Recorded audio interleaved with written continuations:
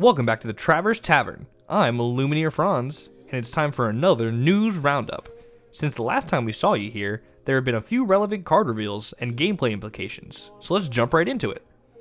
On Valentine's Day, the Lorcana team revealed a new card type, Items, by giving us the Magic Mirror.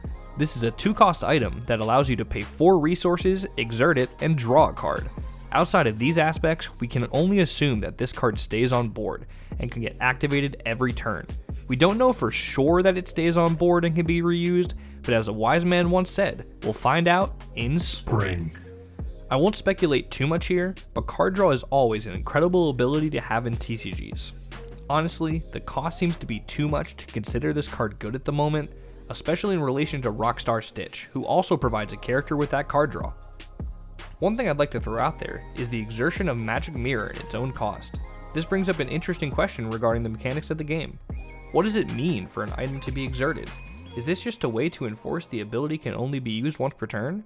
Or could this be hinting at some future combos that allow you to unexert your own cards to use them more than once? Either option adds an interesting perspective to the rest of the game. Just think of all the possibilities.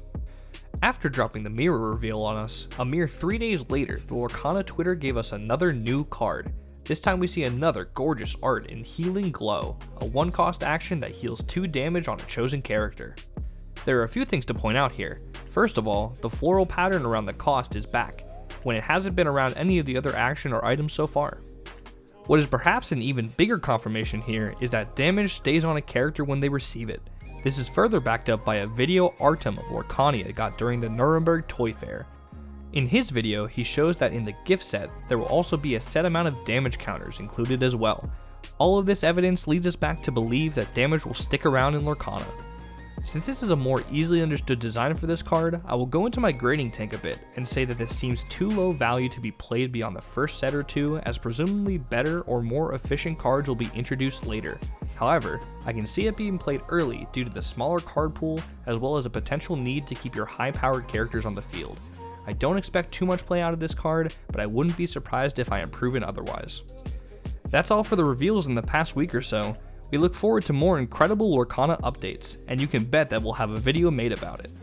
And aside from those 2 new cards, we can take a look at the calendar and see that we are incredibly close to March 20th, 2023, which is the spring equinox.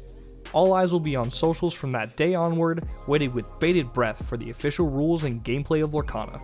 Thanks for sticking around. Please subscribe and drop us a like and comment while you're at it. This is the Tavern. Stay safe, and we'll see you next time.